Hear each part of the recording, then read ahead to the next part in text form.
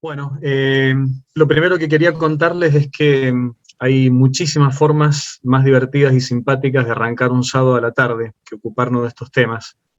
Pero bueno, a veces nos tenemos que ocupar de estas cosas en el último tiempo con más frecuencia de lo que nos gustaría, justamente porque ha marcado y está marcando este momento de la Iglesia, incluso en aquellos espacios o lugares donde nosotros imaginaríamos que estas cosas no nos iban a tocar. Bueno, nos está tocando afrontarlo, ¿no? Así que, así que bueno, de eso se trataría esta tarde. Vamos a tratar de aprovecharlo para poder crecer en alguno de estos aspectos. Bien,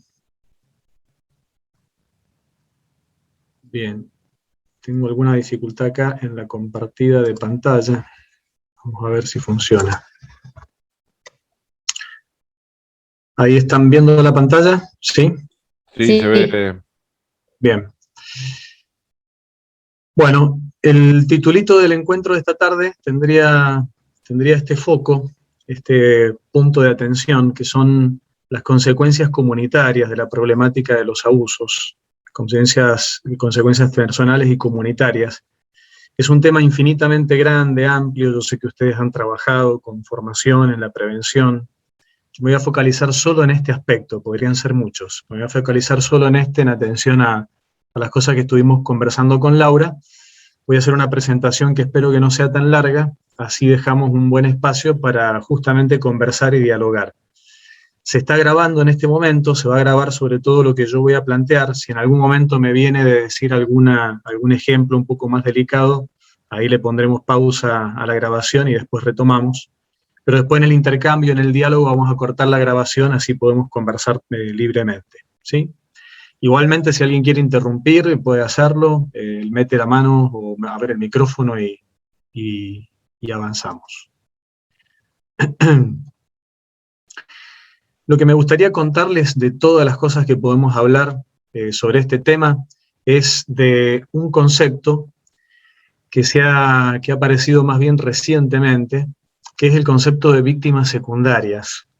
Sabemos y entendemos que son las víctimas primarias de las situaciones de abuso, la persona que en primera persona ha recibido las consecuencias de haber sido transgredido en su intimidad, en los confines de su persona, y ha sido lastimado y herido por todas las situaciones que conocemos.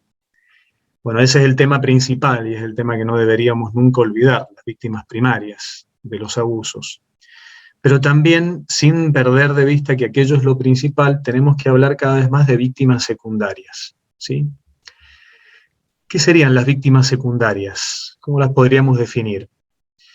Una víctima secundaria es una persona o un grupo de personas que tienen algún tipo de relación con la víctima primaria, o con el victimario, o con el agresor, tanto con la víctima como con el agresor. Y que de alguna forma sufren en su propia persona alguna de las consecuencias típicas que marcan el trauma del abuso en las personas que han sido justamente víctimas primarias. Cuando hablamos de víctima secundaria, entonces hablamos con una imagen de, ¿vieron cuando tiramos una piedra en un lago? Que empiezan a expandirse las ondas y se van haciendo cada vez más grandes y van abarcando una superficie cada vez mayor. Bueno, este es el efecto de este drama, de esta tragedia de los abusos. Hay una persona en el centro que es la afectada, directa y primariamente, pero después el efecto de este daño, de este trauma, empieza a tocar, a contaminar, a afectar muchas más personas que de alguna otra forma tienen un vínculo con el afectado principal. Pensemos, por ejemplo, en los papás, en las mamás de un niño, de una niña que ha sido abusada. En términos generales, pensemos más allá de la iglesia, ¿no? En la sociedad en general. Pensemos en el colegio, en los compañeritos del colegio que saben que el nene no está viniendo a clases porque le ha pasado algo muy grave. Pensemos en los docentes que tomaron noticia y que se dieron cuenta de la situación y denunciaron. Pensemos en la familia del agresor, del acusado, que de repente tienen en casa una persona que está señalada como un monstruo, como una persona atroz socialmente. La vergüenza, la rabia o las resistencias, las defensas que aparecen en torno tanto a los victimarios como a las víctimas. Este es el concepto de víctima secundaria que ha sido como un poquito invisible, pero que explica algunas de las cosas que yo quiero compartirles esta tarde como para dar pie sobre todo al diálogo, que podemos estar sufriendo o viviendo también nosotros, en carne propia, por las cosas que han sucedido y están sucediendo en la Iglesia Universal y también las que han sucedido dentro del movimiento.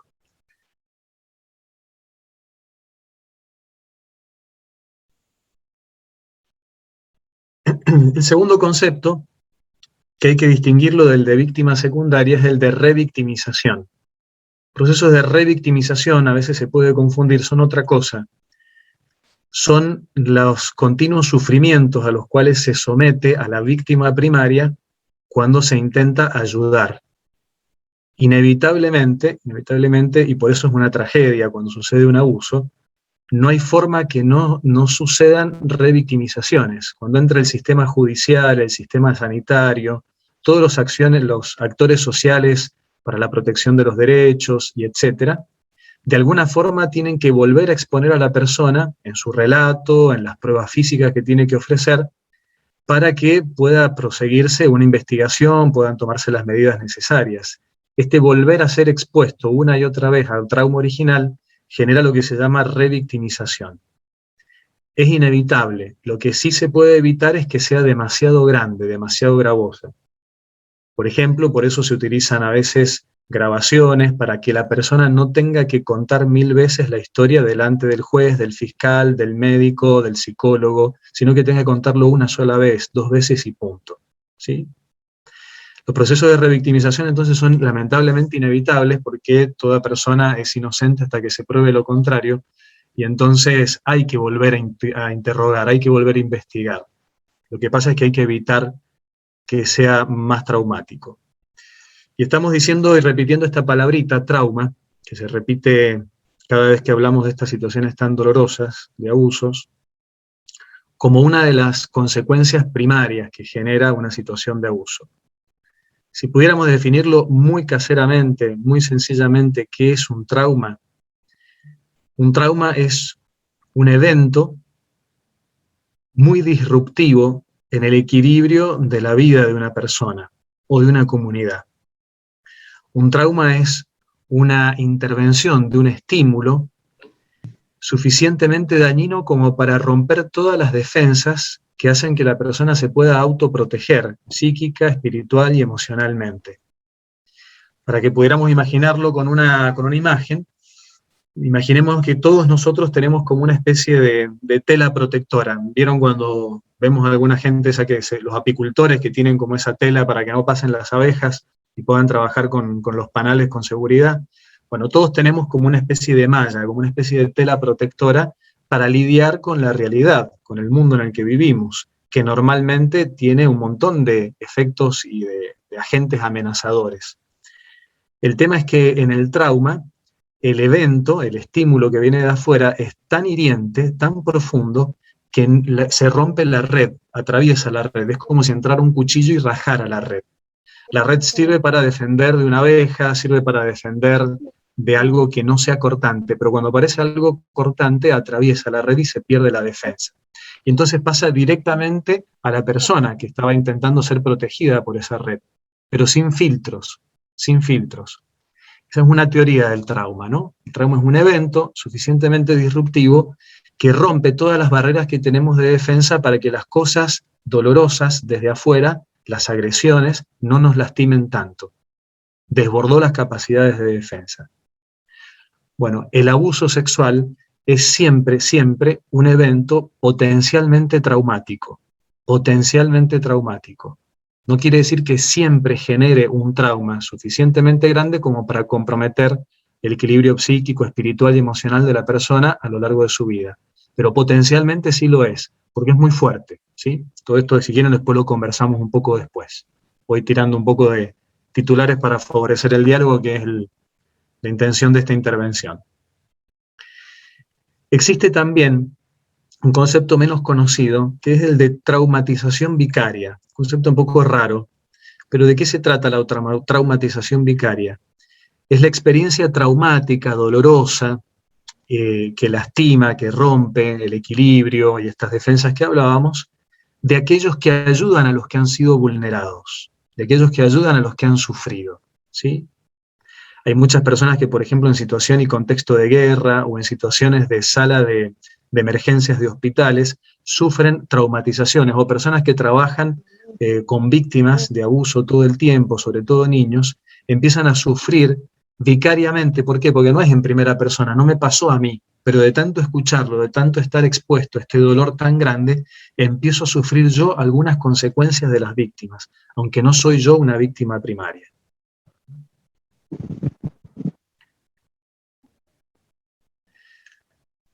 ¿Qué pasa cuando tenemos estas situaciones, ¿no?, de víctimas secundarias? Lo primero es que tenemos que elaborar este trauma. Y las primeras reacciones no parece que fuera una elaboración, sino al contrario, una negación. Cuando nos enteramos de la noticia de que alguien en nuestro entorno, mi entorno familiar, en mi entorno comunitario, en la familia extensa, en el club, en la escuela, en el lugar donde trabajo, donde yo siento algún tipo de pertenencia emocional y afectiva, es decir, que de alguna forma pertenece a mi propia identidad, no es simplemente algo que sucede en cualquier lugar del planeta con gente con la que no tengo nada que ver, sino que de alguna forma yo estoy relacionado, vinculado a esto.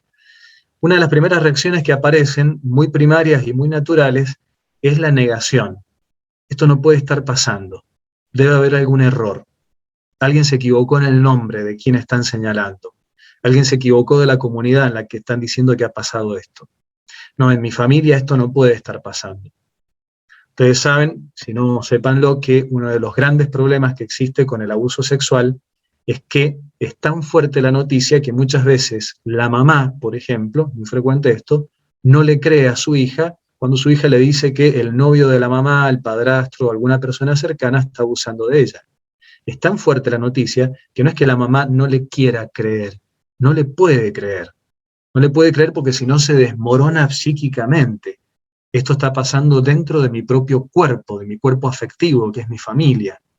Entonces, si yo acepto, si yo considero como verosímil esta noticia, no sé dónde más estoy parada, no sé dónde estoy parada. Se desmorona todo mi conjunto de seguridades.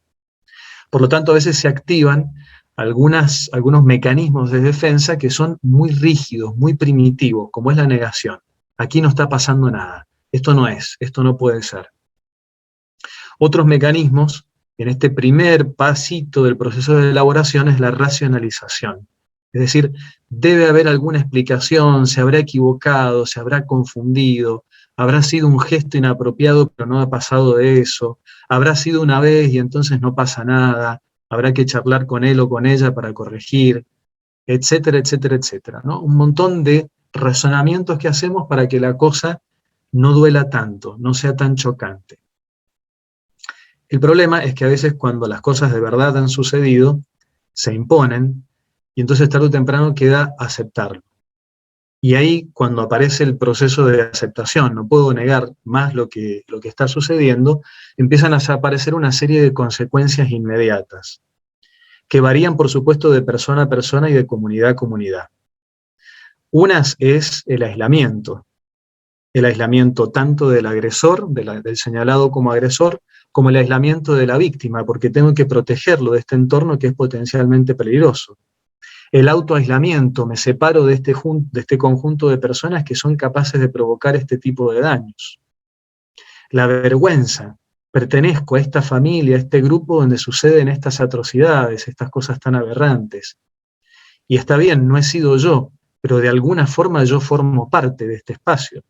Me siento afectado, me siento tocado.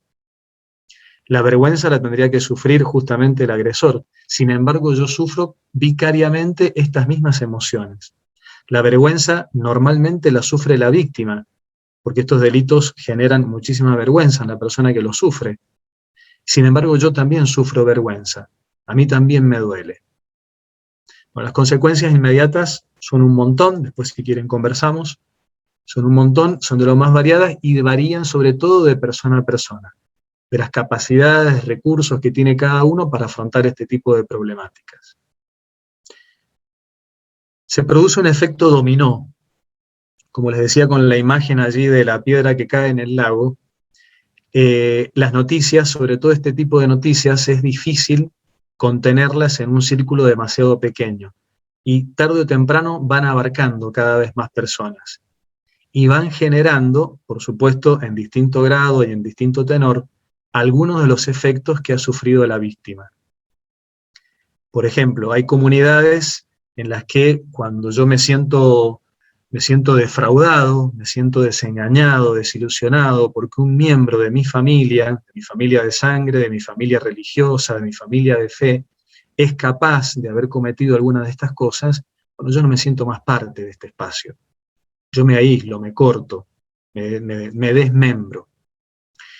Una de las cosas que los agresores, sobre todo cuando son agresiones sostenidas en el tiempo, van inculcando en el pensamiento de la víctima para poder manipularla, para poder evitar que hable y conseguir el pacto de silencio, que es fundamental para que se den estas cosas. Si no hay silencio no se pueden dar.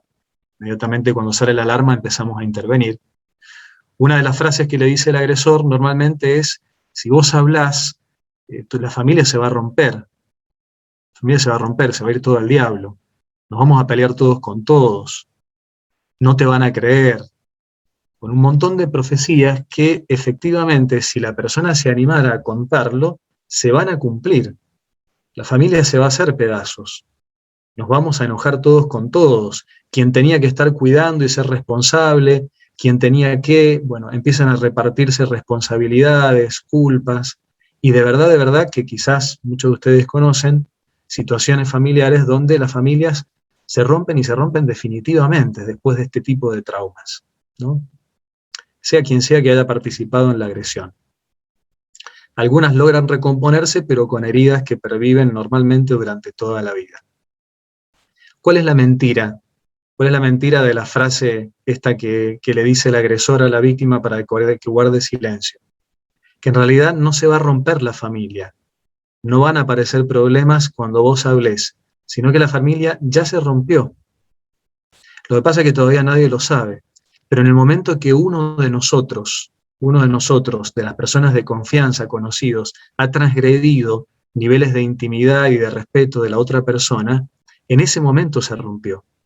Lo único que va a pasar después es que va a salir a la luz la ruptura invisible que ya se produjo en el tejido de confianza que es la matriz sobre la cual construimos nosotros nuestras relaciones comunitarias. Las construimos sobre la confianza. Esto es bien importante porque a veces en este proceso de elaboración y primera reacción de negación, de racionalización, nos genera mucho miedo, mucho temor avanzar sobre la investigación, sobre el tratamiento de la problemática, porque se va a ir todo al diablo, porque se va a romper todo, nada va a ser igual. Bueno, en realidad es cierto, nada va a ser igual, pero no porque lo provocamos nosotros a la hora de abordar el tema, sino porque el que transgredió algunas convenciones y normas lo rompió en el momento que intervino.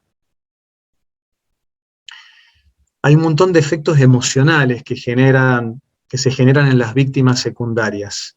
Efectos emocionales que tienen que ver primero con la vergüenza, con la rabia, con la impotencia, que tienen que ver con una disociación que se va produciendo internamente porque por fuera yo sigo perteneciendo a este grupo, a esta familia, por dentro me empiezo a sentir desidentificado, ya no me siento parte. Me empiezo a preguntar verdaderamente hasta qué punto puedo compartir como compartía en el pasado.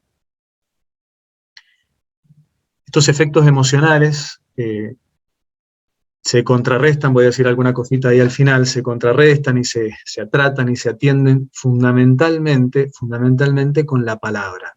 ¿Sí? Al final voy a compartirle algunas pistas de cómo podemos abordar estas cosas, pero me adelanto. Fundamentalmente con la palabra.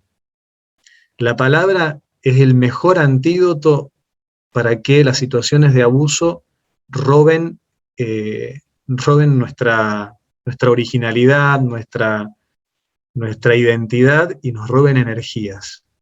Justamente para que existan los abusos tiene que haber silencio. Cuando nosotros habilitamos la palabra acerca de lo que vemos y de lo que sentimos, cada vez quedan menos rincones posibles para que se cometan situaciones de abuso. Por eso es tan importante conversar acerca de estas cosas.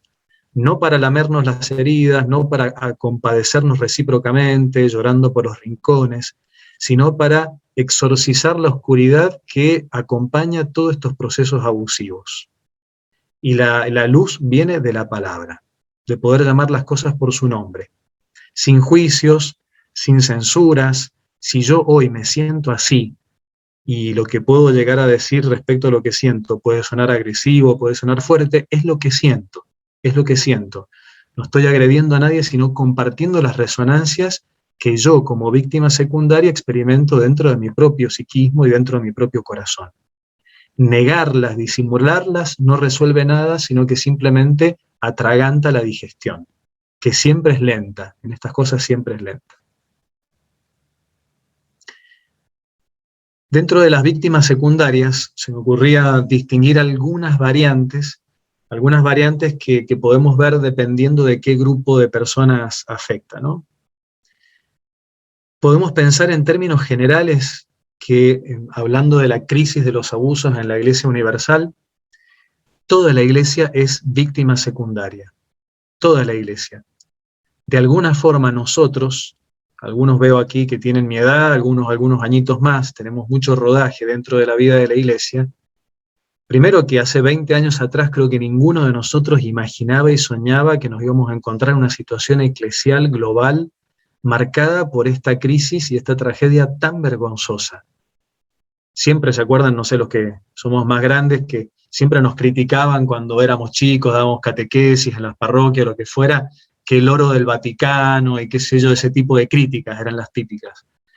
Y claro, hoy sería un juego de niños simplemente sentirnos atacados por ese tipo de problemáticas. Hoy en realidad estamos señalados probablemente con el más vergonzoso y el más aberrante de todos los pecados, que es el lastimar justamente a las personas más pequeñas y más vulnerables, y justamente dentro de su ambiente más íntimo, que es la sexualidad.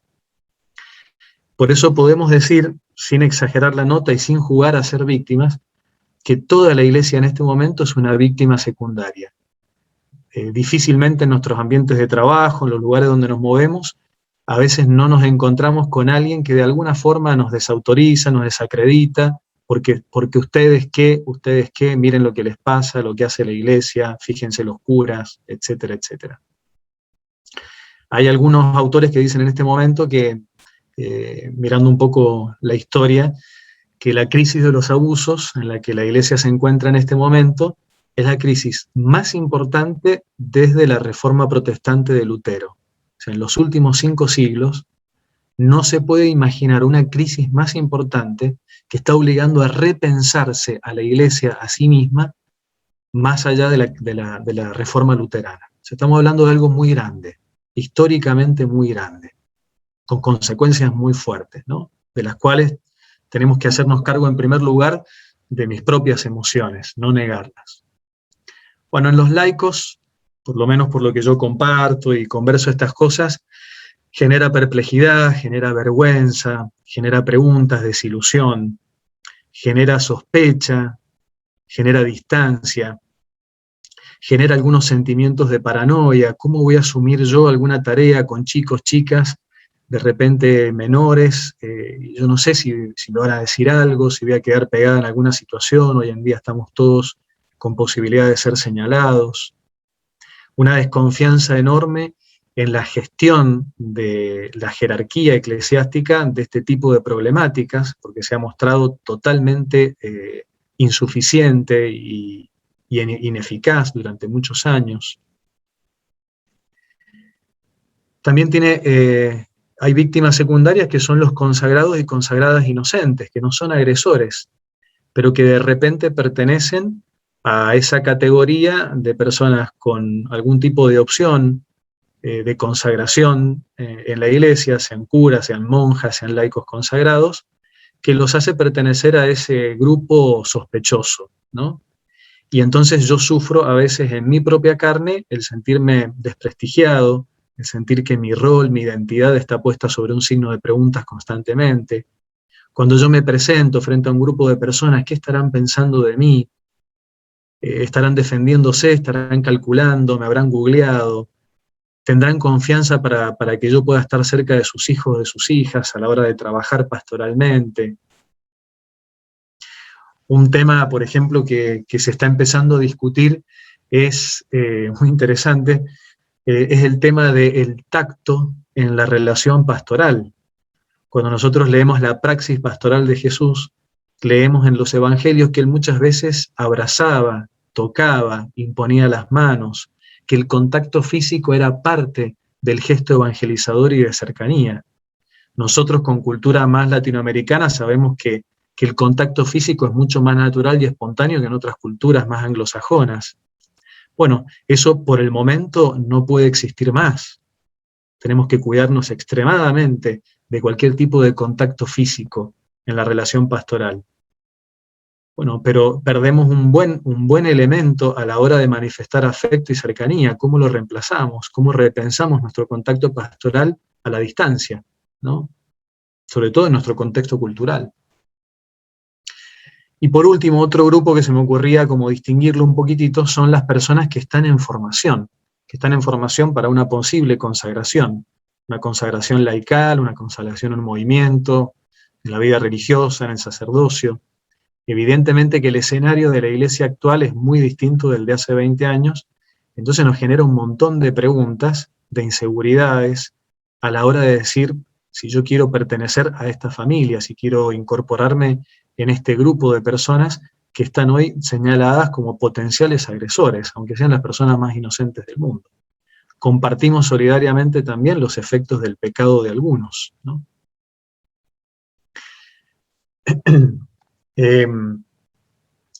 Hay una película, creo que ganó un Oscar hace 4 años, 3 o 4 años o 5, que creo que en español está traducido el título como tres avisos afuera de Missouri, algo por el estilo. 3 Billboards Outside Ebbing, Missouri, se llama el título original de la película. La película es una película de suspenso, policial, un poco rara, muy buena, un poco particular. Y hay una escena, hay un diálogo en el que la protagonista de la película, una mamá que tiene una hija desaparecida y la policía no hace nada por buscarla, tiene una discusión con un sacerdote que no hace muy buen papel allí. Tiene una discusión con un sacerdote y ella quiere que esté lo más lejos posible de su hijo, porque sospecha de todos. El cura es inocente, completamente inocente. Y entonces usa un argumento para desacreditarlo, que la verdad que es muy fuerte, yo la verdad que no me puedo olvidar. Le dice, padre, dice, le voy a poner un ejemplo. Dice, si usted dice pertenece a una pandilla, una mafia, podríamos decir, pero una pandilla de jóvenes, adolescentes que se juntan para delinquir, como estas pandillas a veces que hay en Estados Unidos o en Centroamérica.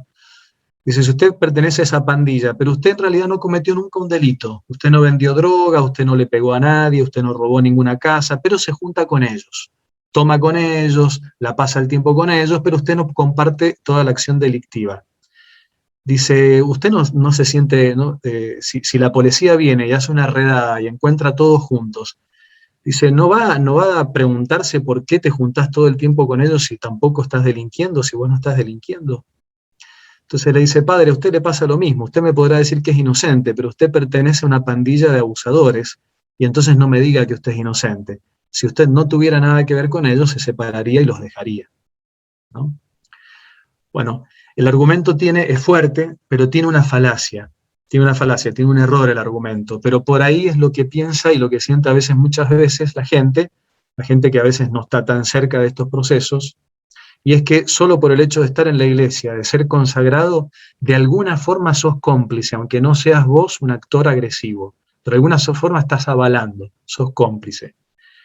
La diferencia y la falacia de este argumento es que la finalidad del grupo, de la pandilla o de la mafia es el delito, no tiene otra finalidad. La finalidad de la iglesia no es el delito, es la salvación de las personas, aunque algunos de sus miembros cometan delitos, pero no es la finalidad. Esa es la trampa en el razonamiento.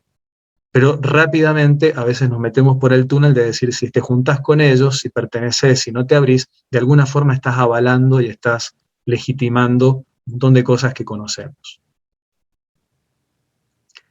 Termino con 2 o 3 pistas y abrimos un poquito el diálogo. Algunas pistas para la reconciliación y la sanación, ¿sí? Sobre todo esto podemos profundizar después en el diálogo. Lo primero y fundamental es la escucha empática y la reparación, ¿sí? Escucha empática y reparación. Fundamentalmente lo primero, escucha empática. La capacidad de poder habilitar la palabra en un lugar donde la palabra ha sido proscripta para que pudieran suceder estas cosas. Se puede hablar de lo que sea, se puede hablar de quien sea, se puede hablar de los sentimientos que tengas. Aquí no hay censuras, no hay filtros, no hay nada que esté bien o esté mal. Poder generar esos espacios, tanto personales como comunitarios, para que aquel que ha sufrido, tanto como víctima primaria como víctima secundaria, pueda decir lo que está sintiendo, pueda decir lo que piense, y que nadie lo corrija rápidamente diciéndole, eso está mal, estás exagerando, estás colocando culpas donde no están. Bueno, hay un largo capítulo ahí, que solamente les dejo el titular, sobre la escucha empática. ¿Cómo podemos escuchar de forma de no ser simplemente unos funcionarios que toman declaración, sino personas que generan un vínculo sanante, por el modo de escuchar, ¿no? Lo segundo es la palabra paciencia. Todo esto que estamos viviendo, que vivimos en la Iglesia Universal, que a ustedes les ha tocado también dentro de la propia familia del movimiento, aunque jamás lo hubiéramos pensado que sucediera, bueno, esta crisis justamente tiene esta característica, sucede en lugares donde jamás hubiéramos sucedido que iba a suceder, es la paciencia para acompañar los procesos tanto personales como comunitarios. No todos tienen el mismo tiempo de elaboración interna, no todos reaccionamos igual. No todos elaboramos en el mismo momento, sincronizadamente, la agresión vivida, la vergüenza experimentada, la impotencia. No todos lo hacemos en el mismo momento. Entonces, lo mejor que podríamos hacer aquí es no apurar a las personas. Estar presente, acompañar, ofrecer una escucha empática que valide y legitime lo que estás sintiendo, simplemente porque lo estás sintiendo. Recordar en esto, para no escandalizarnos, no trabarnos, lo que enseña el catecismo acerca de las pasiones, en el lenguaje antiguo, podríamos decir ahora en las emociones, que las emociones no son ni buenas ni malas, porque son involuntarias. Que yo sienta odio, que sienta rabia, que sienta alegría, que sienta amor, no es ni bueno ni malo.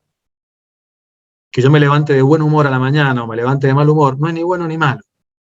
Lo que será bueno o malo es lo que yo hago motivado por ese tipo de emociones. Ahí sí entra el discernimiento moral. Pero que vos sientas esto aquí y ahora, está bien, es lo que sentís. Después veremos qué hacemos con esto que sentís. Y por eso en este acompañamiento hay que tener mucha paciencia, primero para no desesperarse por algunas rupturas, a veces muy radicales, que se provocan en el nivel de pertenencia de algunas personas a nuestros espacios eclesiales. No sé, Laura, si estás de moderadora, ¿podés poner pausa un segundito en la grabación? Sí, ahí en realidad Gladys. El otro modo para avanzar en la reconciliación y en la sanación es la proactividad. Bueno, ¿cómo nos hacemos cargo de esto que nos ha pasado? En primer lugar, revisando estructuras, formas de proceder, de relacionarnos, de trabajar juntos, que no son seguras, que no son saludables, que en otra época hemos manejado con una ingenuidad propia de la inocencia de haber vivido en un mundo que no tenía esto como un dato. No porque antes no sucediera, sino porque no éramos tan conscientes de que podía suceder.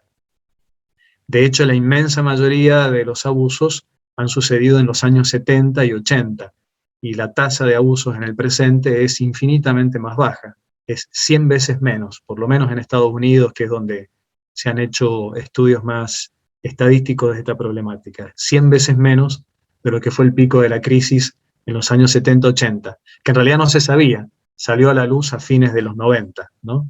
Pero los crímenes fueron cometidos sobre todo a fines de los años 70 y principios de los 80, la gran cantidad. Entonces, revisión de estructuras, revisión de formas de relacionarnos, de formas de escucharnos, de formas de confiar tareas pastorales a unos de otros, de formas de monitorearnos saludablemente, no policialmente, sino saludablemente, fraternalmente entre nosotros. Para evitar aquello de Caín y Abel, ¿quién soy yo para ocuparme o preocuparme por mi hermano? ¿No? Y lo último, lo más importante de todo, que es la prevención. Cuando estas cosas suceden, ya hemos visto que el trauma deja secuelas que son imborrables. Son tratables, son abordables, se pueden sanar, pero siempre dejan secuelas en las personas y en los tejidos comunitarios. Entonces nuestra energía tiene que estar tanto puesta en atender a las situaciones que puedan emerger, pero sobre todo en prevenir que no sucedan. Porque una vez que suceden, se puede trabajar, pero el daño ya está hecho, ¿no? Y la mejor estrategia para la prevención es la formación. Este es el versito que tendríamos que aprender todos prácticamente de memoria. La mejor estrategia de prevención es la formación. Es habilitar la palabra, sensibilizarnos, no para generar un clima de paranoia o de un ambiente policial, sino para poder cuidarnos mejor, para poder fraternamente decir tal espacio, tal gesto, tal situación quizás no es tan segura, quizás no es tan saludable, la podríamos repensar de otra forma. Pongo un ejemplo nada más y con esto termino. Cuando yo era párroco en mi vida anterior, en Rivadavia, en la parroquia de Rivadavia, se armó un movimiento de jóvenes, no es nada sencillo. Mirá qué atenta que está Gladys. Acompañando, hacíamos campamentos, unos campamentos lindísimos que tenían muchísimo rating, se llenó de jóvenes, qué sé yo, que eran la culminación un poco del año pastoral, entonces nos íbamos en diciembre, teníamos 100, 120, 130 chicos y chicas, nos íbamos a Uspallata, a una estancia, y bueno, hacíamos campamentos estupendos. Pero claro, hacíamos un montón de cosas que hoy serían completamente impensables. Por ejemplo, que en una carpa gigante como de 40 chicos, dormían los chicos, varios de ellos menores de edad, con a nosotros, algunos adultos que los acompañábamos. Bueno, eso hoy sería impensable, impensable. Además de un montón de cosas que hacíamos con actividades de riesgo, etcétera, que hoy sería impensable, ¿no? Pero ese tipo de prácticas que las vivíamos con mucha naturalidad, hoy serían impensables. Que un adulto comparta la carpa con menores de edad, hoy es impensable. Por más que sean dos adultos, por más que la carpa sea grande, hoy es impensable, ¿no? Por eso, formarnos para la prevención no es generar un ambiente de persecución, sino un ambiente más saludable, menos ingenuo, que nos permita, sobre todo, evitar que sucedan estas cosas, porque una vez que el trauma sucede, la fragmentación y las consecuencias son muy difíciles de sanar, ¿no?